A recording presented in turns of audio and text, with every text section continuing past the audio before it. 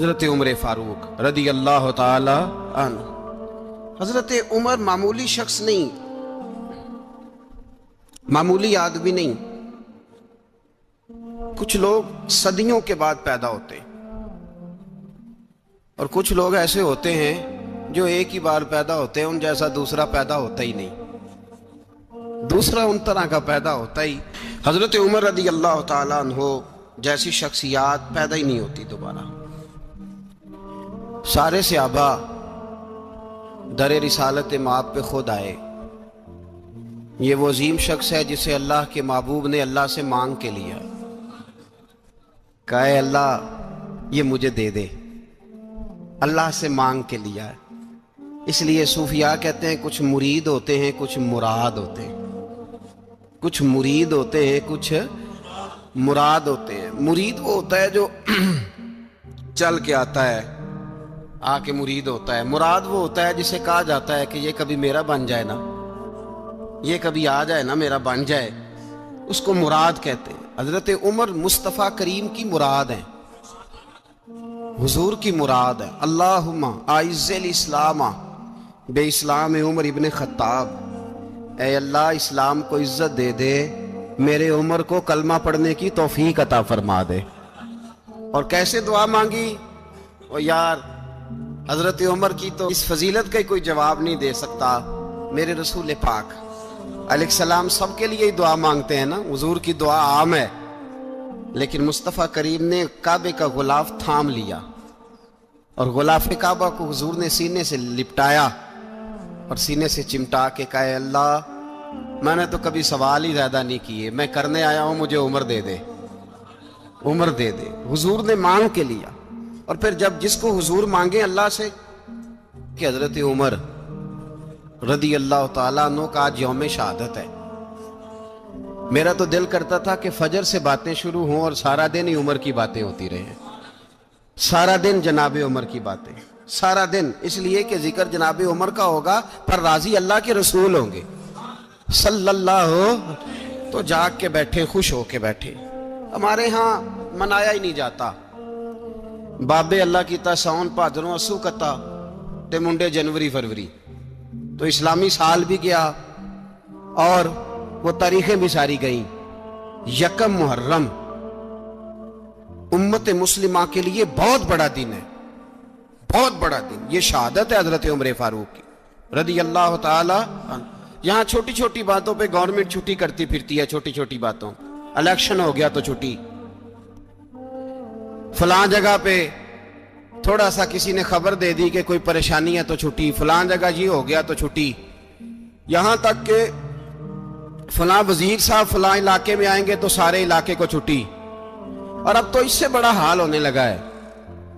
اگر جن لوگوں کی سندھ میں حکومت ہے ان کے لیڈر کا دن آیا تو اس دن چھٹی، اور جن کی پنجاب میں حکومت ہے ان کا دن آیا تو چھٹی. ہمارا مطالبہ ہے حکومت پاکستان سے، اگر سر اٹھا کے جینا چاہتے ہو تو یکم محرم کو چھٹی کیا کرو.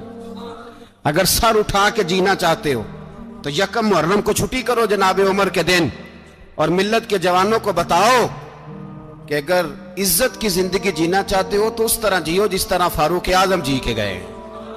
عزت اور وقار کی زندگی. جمہوریت حضرت عمر سے سیکھنی پڑے گی، حکومت کرنے کے طریقے حضرت عمر سے. رعایا کو سیکھنا پڑے گا کہ امیر کس طرح بنایا جاتا ہے اور امیر کس طرح کے ہوتے ہیں. یہاں لوگ ہمیں یورپ کی مثالیں دیتے ہیں، لوگ یہاں ہمیں آ کر کے امریکہ کی مثالیں، انہیں کیا پتا حکومت کیا ہوتی ہے. وہ کہتے ہیں جی وہ سائیکل پہ جاتا ہے ان کا حکمران. میں نے کہا وہ سائیکل پہ جاتا ہے؟ میرے عمر فاروق مدینے سے مکے گئے تھے تو پیدل ہی حج کرنے چلے گئے، پیدل ہی. اور جناب عمر فاروق رضی اللہ تعالیٰ عنہ عید کی نماز پڑھانے گئے. عید کی نماز عمر خطبہ عید دینے گئے. اور اس زمانے میں کون سا غریب ہے جو ننگے پاؤں جاتا ہو؟ کون سا غریب ہے جو مسجد ننگے پاؤں جاتا ہو؟ لوگوں نے تو 3 قسم کی چپلیں رکھی ہوئی ہیں. ایک مسجد جانے کی علیحدہ ہے، گھر پہننے کی علیحدہ ہے، شادی بیاہ پہ جانے کی چپل علیحدہ ہے. حضرت عمر فاروق رضی اللہ تعالیٰ عنہ نکلے عید کا خطبہ دینے کے لیے تو بیوی سے کہنے لگے جوتا. اس نے کہا صاحب اتنی دفعہ ٹوٹا ہے اب گانٹھا نہیں جا سکتا، اتنی دفعہ ٹوٹا ہے کہ اب دوبارہ پیمند نہیں لگ سکتے. تو حضرت عمر کہنے لگے چل کوئی حرج نہیں، بغیر جوتے کے ننگے پیر ہی چلتے ہیں، کوئی حرج نہیں۔ تو کہنے لگے لوگ کیا کہیں گے؟ فرمایا چپ کر، لوگ جس دن عمر نے یہ دیکھ لیا نا لوگ اس کے بارے میں کیا کہتے ہیں، اس دن عمر عمر نہیں رہے گا۔ تو کہا پھر آپ کا نظریہ کیا ہے؟ فرمایا میرا نظریہ یہ ہے کہ رب رسول میرے بارے میں کیا کہتے ہیں، لوگوں کا کیا ہے؟ لوگ کل کسی کے بارے میں کچھ کہتے ہیں اور پرسوں کچھ کہتے ہیں، میرا نظریہ یہ ہے کہ رب رسول میرے بارے میں ننگے پیر عمر جا رہے ہیں۔ کون جی؟ میں بڑا ماڑا۔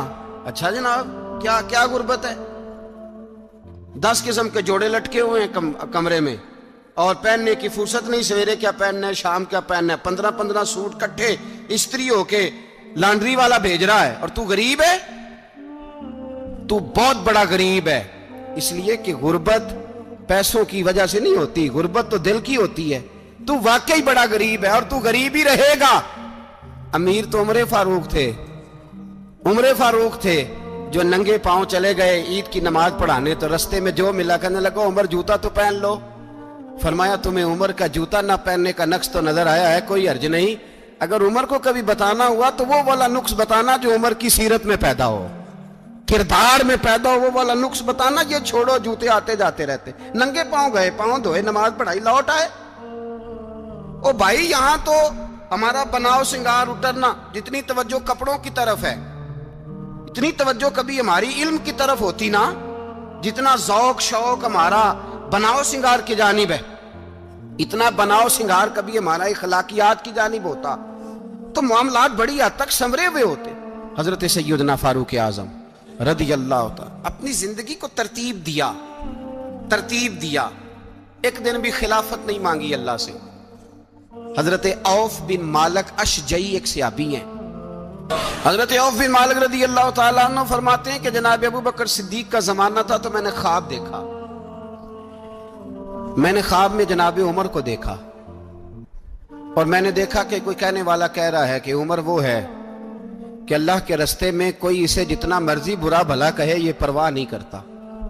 کس کے رستے میں؟ بولے سارے۔ اس کا مطلب ہے اللہ کے رستے میں لوگ برا بھلا بھی، قرآن مجید نے کہا وَلَا يَخَافُونَ لَوْمَةَ لَائِمٍ، کچھ لوگ ایسے ہیں جو برا بھلا کہنے والوں کی لوگ پرواہ نہیں کرتے۔ آپ یقین کریں اگر پرواہ شروع ہو جائے نا تو دین کا کام ختم ہو جائے، نہ کوئی تقریر کرے، نہ کوئی تدریس کرے، نہ کوئی پیری مریدی کرے، ختم ہو جائے اگر باتوں کی پرواہ ہو۔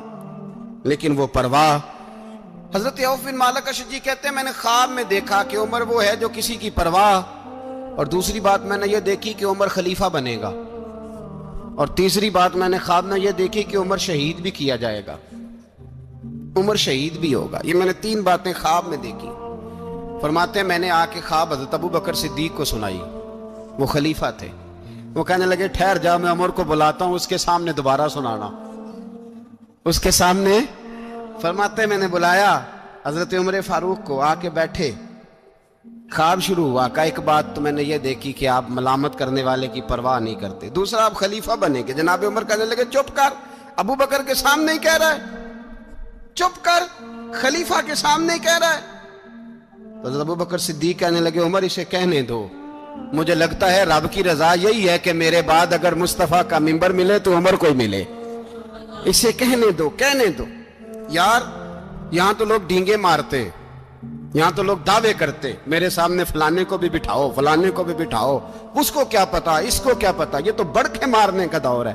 حضرت عمر رضی اللہ تعالیٰ عنہ کو تیسری بات کہی، حضرت عوف بن مالک نے کہا آپ شہید کیے جائیں گے، میں نے خواب دیکھی ہے۔ نیک لوگوں کے خواب بڑی حد تک سچے ہوتے ہیں۔ کہا میں نے خواب دیکھی ہے۔ تو حضرت عمر کہنے لگے شہید تو دلیر لوگ ہوتے ہیں، شہید تو دلیر، جسے سارا زمانہ دلیر کہہ رہا ہے وہ اپنے بارے میں کیا کہہ رہا ہے؟ کہتے ہیں شہید تو دلیر، میں تو کاہل سا آدمی ہوں، سست آدمی ہوں، میں تو اتنا کام ہی نہیں کرتا، تو یہ خواب تو نے جو دیکھا ہے نا پھر سے دیکھنا۔ تو ابو بکر صدیق فرمانے لگے عاجزی نہ کر، انکساری نہ کر، تو جو کہہ رہا ہے ٹھیک کہہ رہا ہے، لیکن مجھے سن کے شکر بھی ہوا ہے اور افسوس بھی ہوا ہے۔ افسوس اس بات کا کہ تیرے جیسا بطل عظیم چلا جائے گا، اور شکر اس بات کا کہ رب تجھے زندگی بھی اعزاز والی دے گا، اور شہادت کی موت دے کے اللہ تجھے موت بھی عزت والی عطا فرمائے گا. اللہ موت بھی تجھے عزت والی دے گا, تجھے کاہلوں جیسی موت اللہ. حضرت فاروق اعظم رضی اللہ. او بھائی یہاں تو اس زمانے کا سب سے بڑا مسئلہ پروٹوکول ہے. لوگوں کو پتا ہوتا ہے کامل پیر ہے, کامل مرشد ہے, لوگ نہیں جاتے. میں کسی کا مرید ہو جاؤں, میرا پروٹوکول کدھر گیا؟ پتا ہوتا ہے یہ کامل استاد ہے, میں اس کے پاس بیٹھوں گا تو میری تربیت کرے گا, لیکن لوگ شاگرد نہیں بنتے. میں کدھر گئی؟ یہ جو پروٹوکول کی مصیبت ہے نا, اس نے بڑے بڑے لوگ زیرو کر دیے, بڑے بڑے لوگ. اور یہ مت سمجھے کہ آپ کا وزیر اعظم پروٹوکول لیتا ہے یا آپ کا صدر پروٹوکول, وزراء, ایسی کوئی بات نہیں. ہم چھوٹے طبقے سے لے کر بڑے سارے پروٹوکول کے قائل ہیں. ہمارا تو داماد بھی کہتا ہے کہ مجھے پوچھا نہیں, میں تمہارے گھر کیوں آؤں. ہمارا تو بھائی ہر شخص اعلان کرتا ہے پروٹوکول کا, فلانے نے عزت نہیں دی تو واپس آ جاؤ, فلانے نے سلوٹ نہیں کیا تو واپس آ جاؤ. لوگ جہاں سلوٹ کرنا چاہیے وہاں بھی سلوٹ کرانے کے قائل ہیں. پر حضرت عمر رضی اللہ تعالی, حضرت عمر کی سادگی اور پھر جناب عمر کی عاجزی, جب انسان اپنے اوپر سوار کر لیتا ہے نا, سوار کر لیتا ہے, میں بدکار پرانا خادم, کسے در ملی نٹ ہوئی, تے واصف یار نے نظر جو کیتی تے واصف ہی ہو. میں اکثر سوچتا ہوں حضور نے جہاں بھی کہا نا, فرمایا میرے بعد نبی ہوتے تو خطاب کے بیٹے عمر ہوتے. حضور نے فرمایا عمر جس رستے سے جاتا ہے شیطان وہ رستہ بدل جاتا ہے. نبی پاک صلی اللہ علیہ وسلم نے فرمایا میرا عمر وہ ہے کہ اس کی زبان پر حق جاری ہے. حضور علیہ الصلوۃ نے فرمایا 950 سال حضرت جبریل میرے عمر کی شان بیان کریں تو ان کی عظمت ختم نہیں ہوتی. 950 سال جبریل عظمت بیان کرے تو ختم نہیں ہوتی. یہ بات ہے حضرت عمر کی. اور فرمایا عمر ابو بکر کی نیکیوں میں سے ایک نیکی ہے, یہ شان ہے اب عمر فاروق رضی اللہ تعالیٰ عنہ کی. حضور نے فرمایا میرے بعد نبی ہوتے تو عمر ہوتے, جس گلی سے عمر آئے شیطان رستہ بدل جائے. میرے عمر فاروق کی شان 950 سال بیان ہو تو ختم نہ ہو. عمر کی زبان پر اللہ حق بیان کرتا ہے, جو عمر کہتا ہے وہی رب کر دیتا ہے. حضور ساری زندگی فضیلتیں بیان کرتے رہے, عمر جواب میں کیا کہتے ہیں؟ کوئی بتائے نا کہ یہ والی حدیثیں کبھی عمر نے بھی روایت کی ہوں کہ حضور نے میرے بارے میں یہ کہا ہے. یہ روایتیں وہ روایت نہیں کرتے. ان سے جب لوگ کہتے عمر تیری بڑی بات ہے تو عمر رو پڑتے, کہتے میں تو اونٹ چرانے والے باپ کا بیٹا ہوں, میں تو اونٹ چرانے والے باپ کا بیٹا, اونٹ چرا. اس سے آگے عمر گئے ہی نہیں ساری زندگی, اس سے آگے لفظ ہی نہیں ادا کی. اور میں تو بھائی اونٹ چرانے والا, میرا باپ تو اونٹ چرایا کرتا تھا, 10 اونٹ تھے, میری ڈیوٹی ہوتی تھی, سنبھالے نہیں جاتے تھے, ابا ڈنڈوں سے مارتا تھا. ساری زندگی عمر حج کرنے گئے, ایک خشک تنا کھجور کا عمر فاروق رضی اللہ تعالیٰ عنہ نے اس کو اپنے کلاوے میں لیا, رونے لگے.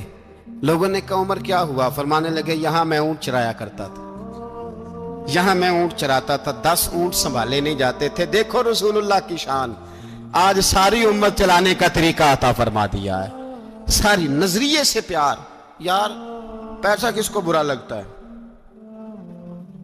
آپ جس آدمی کی 50 کروڑ کی پراپرٹی ہے اس کو پوچھیں سب سے غریب, آپ کو وہی نظر آئے گا. وہ کہے گا میں ٹائٹ ہوں, حالات بڑے. میں کئی باری پوچھے انہوں نے, میں کہتا ترجمہ بھی 10 چھڑوں کی, ہمیں تو سمجھ نہیں آتی. اور ٹائٹ حالات کون سے ہوتے ہیں جی؟ جس آدمی کا کروڑوں میں کاروبار ہے نا, اس کو آپ چھیڑے وہ رونے لگ جائے گا, رونے. تو کئی میں نے ایسے دیکھے ہیں کرائے کا مکان ہے, ان سے پوچھے صاحب کیا حال ہے, تو کہتے ہیں جتنی اللہ نے شان والی زندگی ہمیں عطا کی ہے کسی کو نہیں دی ہوئی. اس کا مطلب ہے خوشی بھی یہی ہے اور غم بھی یہی ہے. اندر سے خوشی ہے, اندر سے ہی. تو نے اگر راضی رہنا ہے تو ادھر سے رہنا ہے, ناراض رہنا ہے تو بس اپنے آپ کو خوش رکھے گا تو ہو جائے گا. سارے صحابہ مل کے آئے, کہنے لگے عمر فاروق سے کہنا ہے نبی پاک کے زمانے میں تو ظاہراً غربت تھی, ابو بکر کے دور میں بھی غربت تھی, اب تو بڑا مال ہے.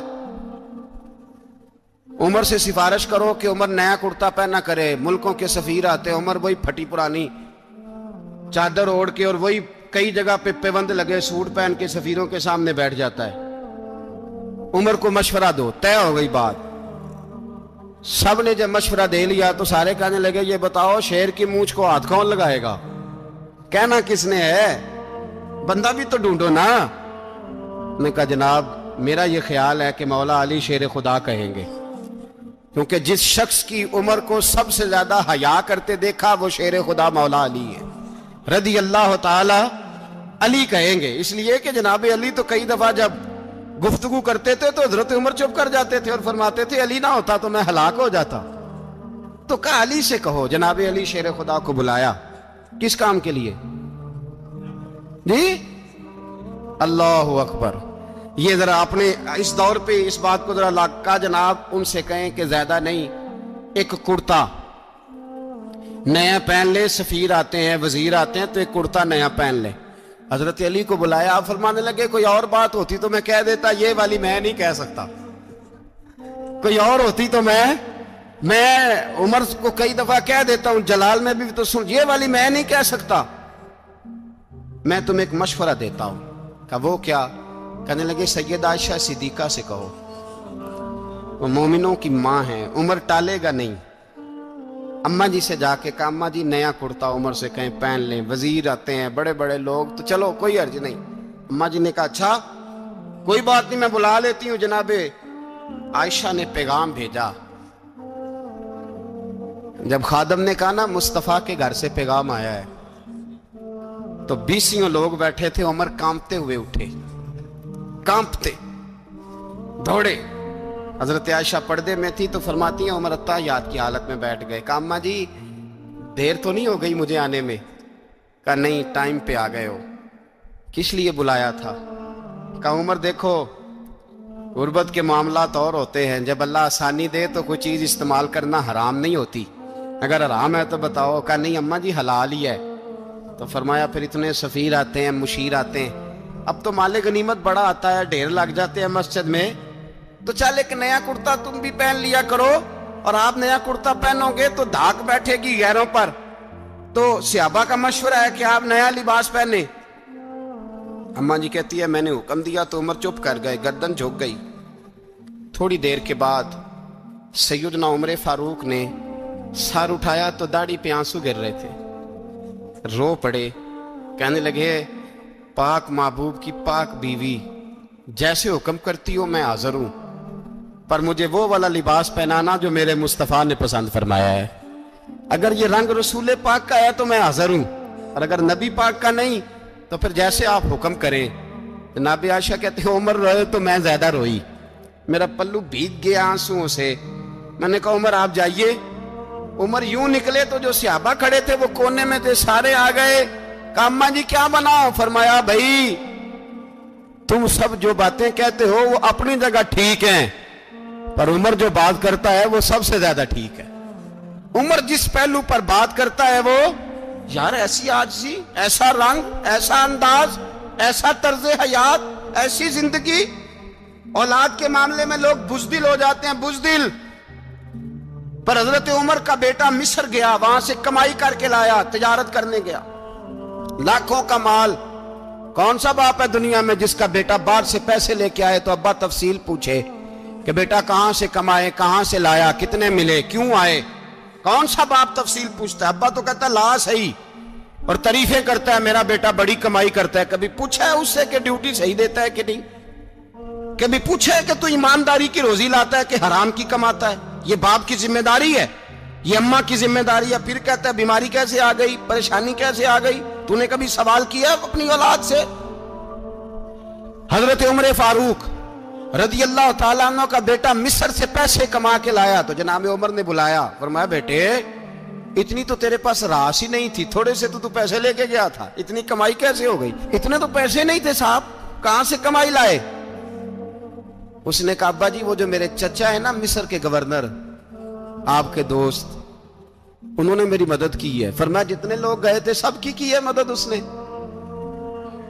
کہا نہیں صرف میری کی۔ فرمایا تیری کیوں کی؟ تیری کیوں کی؟ کہا حضور آپ کے دوست ہیں۔ فرمایا چپ کر، حضور انہوں نے مجھے اتنے پیسے دیے، میں نے کاروبار میں ڈالے تو نفع آیا تو میں ان کی رقم دے کے۔ فرمایا خاموش ہو جا، باقی جتنے لوگ گئے تھے سب کی مدد کی اس نے؟ کہا نہیں حضور صرف میری کی۔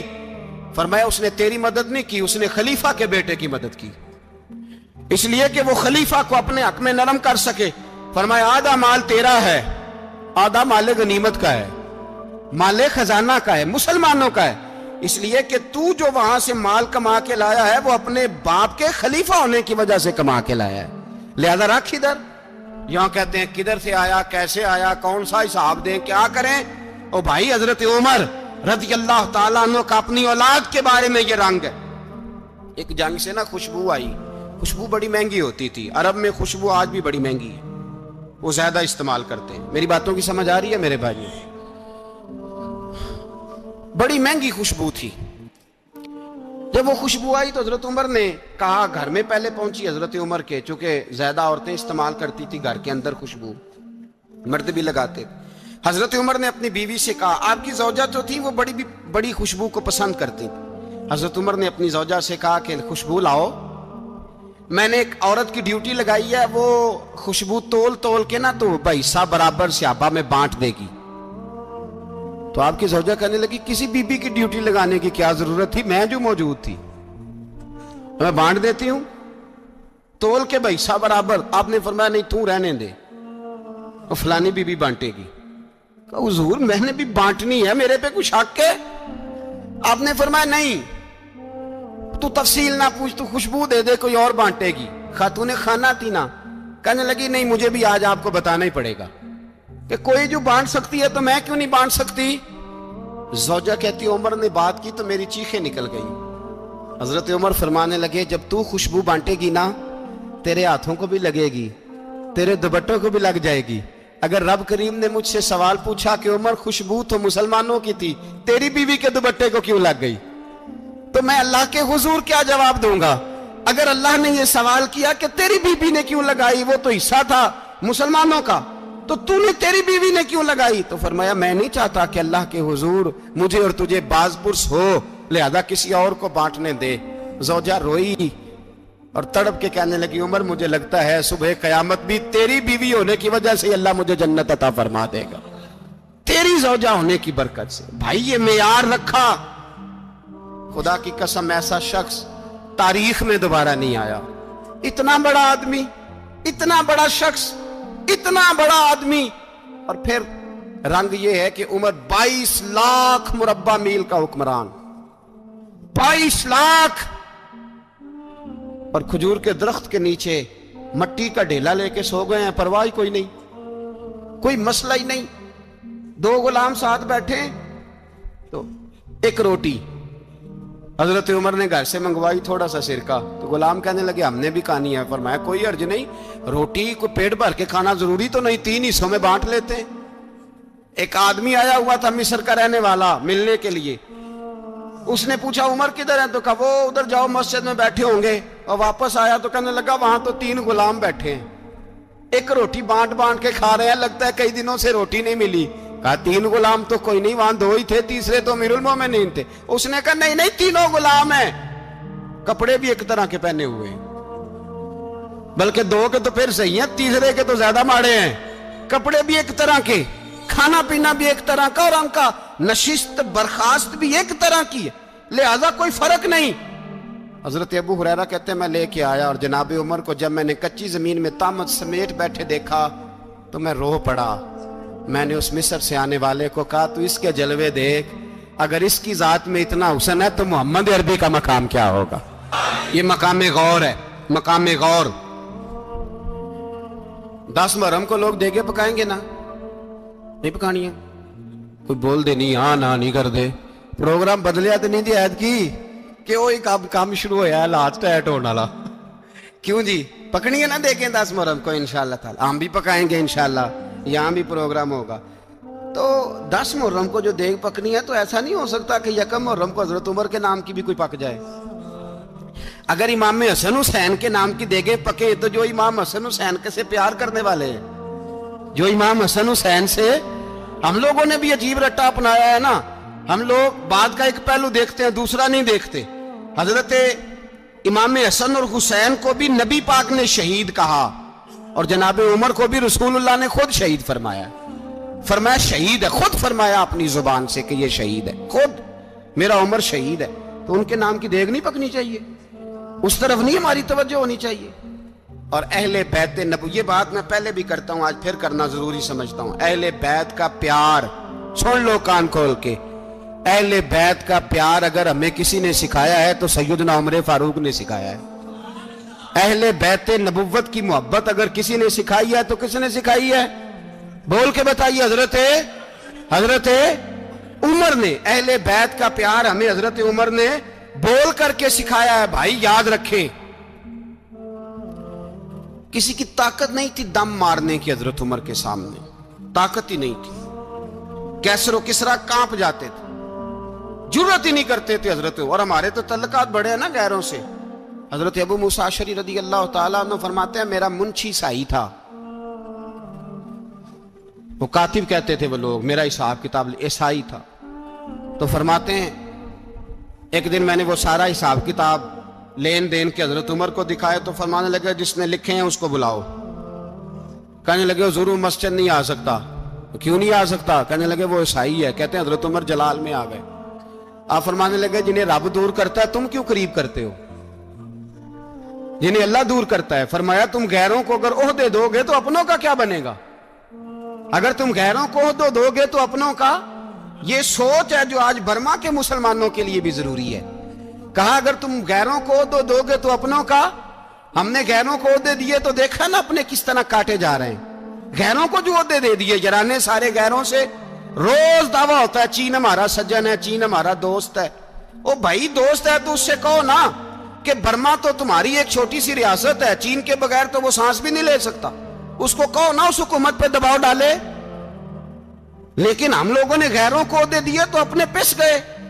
حضرت عمر کہتے تھے ذمی کا ہم ادب کریں گے، ذمی کافر کا ہم، ایسا کافر جو مسلمان ریاست کو قبول کرے، بدامنی نہ پھیلائے۔ ایک آدمی کو آپ نے دیکھا آنکھوں سے نابینا ہے اور بھیک مانگ رہا ہے، تو حضرت عمر کو نظر آ گیا، فرمایا کون ہو؟ اس نے کہا میں یہودی ہوں۔ فرمایا بھیک کیوں مانگتے ہو؟ کہا جب تک تندرست تھا مسلمانوں کو جزیہ دیتا تھا، بوڑھا ہو گیا ہوں کیا کروں؟ حضرت عمر نے گھوڑے کی پشت پہ بٹھایا کافر کو، گھوڑے کی پشت پہ بٹھایا اور بٹھا کے مدینے لائے۔ حضرت علی شیر خدا وزیر خزانہ تھے، فرمایا علی اس کا وظیفہ جاری کرو۔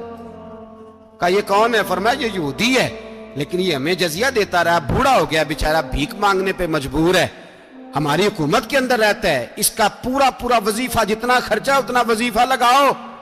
حضرت علی کہتے ہیں میں وظیفہ لگا رہا تھا اور وہ میرے نبی کا کلمہ پڑھ رہا تھا، وہ رسول اللہ کا کلمہ پڑھ رہا تھا۔ یہ مزاج، یہ نہیں کہ کافر۔ حضرت عمر نے گورنروں کو خط لکھے تھے کہ زبردستی کسی کو مسلمان نہیں کرنا، جہاں ان کی عبادت گاہیں بنی ہو گرانی نہیں، کوئی مندر کوئی گرجا ضائع نہیں کرنا۔ اسلام سب کو جینے کا موقع دیتا ہے، پر بے ایمانو ظالموں بدذاتو تمہیں یہ کہتا ہے کہ ہم تمہیں جینے کا موقع دیتے، تم بھی مسلمانوں کو جینے کا موقع دو۔ یہ جہاں بستے ہیں جہاں رہتے ہیں انہیں وہاں جینے کا موقع دو، انہیں بھی اللہ اکبر کہنے کا موقع دو، انہیں بھی قرآن پڑھنے کا موقع دو، انہیں بھی رسول اللہ پر درود پڑھنے کا موقع دو۔ ہمارے ملک میں عیسائی اپنی مرضی سے کھلے عام تبلیغ کرتے ہیں، یہاں تو چینل چلائے ہیں عیسائیوں نے۔ کسی مذہبی جماعت نے کبھی جلوس نکالا ہے کہ عیسائیوں کا چینل بند کرو؟ بولے نکلا ہے کہ نہیں نکلا؟ کتنے ظلم کی بات ہے۔ ہم جب غیر کو اتنا تحفظ دیتے ہیں، اتنا تحفظ دیتے، ہم نے دیکھا ہے، مجھے بیسیوں لوگوں نے عید پہ ٹیلی فون کیے کہ عیسائیوں کو قربانی کا گوشت دے لیں، مجبور ہیں جی، دروازے پہ آ گئے ہیں، ہمارے کام کاج کرتے ہیں۔ بیسیوں لوگ، عام آدمی کے دل میں ان کا اتنا جذبہ ہے، وہ مسائل کا بیان کرنا ایک علیحدہ بات، لیکن ہمارے دل کافر کے حق میں بھی نرم ہو جاتے۔ تم کس قدر زیادہ بے ایمان ہو اور کفر کس قدر زیادہ ذلیل ہو گیا ہے کہ مسلمان کے حق میں نرم ہوتا ہی نہیں۔ اور اس سے بڑے ذلیل وہ ہیں جو ان ذلیلوں کے سپورٹر ہیں، وہ کسی عرب ملک کے حکمران ہو یا کسی اور جگہ، وہ بڑے ذلیل ہیں جو ان ذلیلوں کے سپورٹر ہیں، جو برما کی بچیوں کے قتل پر اپنی حکومتیں چمکا رہے ہیں، انہیں شرم نہیں آتی۔ اس قدر مسلمان تڑپا ہے لیکن ان بے غیرتوں کو ذرا ہوش نہیں آئی، اور یہ ان کے کماش، ان کے دلال جو ہر جگہ ان کی سپورٹ کر کے اپنی حکومتیں قائم کرتے ہیں، بے ایمانوں کو پتہ نہیں کہ کب ان پر اللہ کا عذاب اترے گا اور کس طرح ان کے پرخشے اڑیں گے۔ تمہیں اپنی ذلت اور رسوائی نظر نہیں آ رہی کہ زمین کس طرح تمہارے لیے تنگ ہو گئی ہے؟ اس سے زیادہ اور تمہاری رسوائی کیا ہوگی؟ ڈرو اللہ سے، اور یہ تو دنیا کا عذاب ہے۔ ان بطش ربک لشدید، میرا رب کہتا ہے قیامت تو قائم ہونے دے، اتنا سخت تیرے رب کی پکڑ ہے اتنی کسی دوسرے کی ہو سکتی؟ یاد رکھیں اور تھوڑا احتیاط کریں ہم سب لوگ بھی، جو ہم لوگ آدھی زبان بول کے بھی ان کی سپورٹ کرتے، اب شرم آنی چاہیے ہمیں ان حکومتوں کی سپورٹ کرتے جو مسلمانوں کی لاشوں کے اوپر حکومتیں قائم کرتے ہیں، شرم آنی چاہیے۔ بہرحال بات دور نکل جائے گی اور میں اپنے مضمون پہ رہتا ہوں۔ اہل بیت کا پیار اگر سکھایا ہے تو جناب عمر نے سکھایا ہے رضی اللہ تعالی عنہ، امام حسن ملنے۔ آپ یقین کریں میں جب اس واقعہ کو پڑھتا ہوں تو میرا دل جھوم جاتا ہے، میں کہتا ہوں یار ڈاڈا ہونا اپنی جگہ پہ، عشق ہونا اپنی جگہ پہ، انسان کا باوقار ہونا